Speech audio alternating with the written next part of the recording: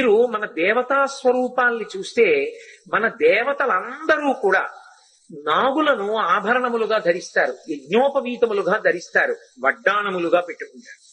మీరు వినాయకుణ్ణి చూడండి, వడ్డాణంగా పావుని పెట్టుకుంటాడు. అలాగే యజ్ఞోపవీతంగా నాగయజ్ఞోపవీతం కింద పావుని యజ్ఞోపవీతంగా వేసుకుంటాడు. పరమశివుడు అసలు సరే సరి పావులను ఆభరణములుగా తీసుకోవడం అనేటటువంటిది లోకంలో అన్ని చోట్ల ఉంది. దేవతలందరూ దాన్ని స్వీకరిస్తారు. అసలు దేవతలు ఎందుకు అలా స్వీకరించాలి? శ్రీ మహావిష్ణువు శేషశైనం మీద పడుకుంటారు, ఆదిశేషుడి మీద పడుకుని నిద్రపోతూ ఉంటారు. అసలు శ్రీవిల్లిపుత్తూరులో అయితే శ్రీకృష్ణ పరమాత్మ పక్కన, శ్రీమన్నారాయణుడి పక్కన శేషుడు కూడా ఉంటాడు సమానంగా పీఠం మీద. దానికి ఒక కారణం చెప్తారు పెద్దలు. ఆయన శ్రీరంగంలో కళ్యాణం చేసుకున్నాడు.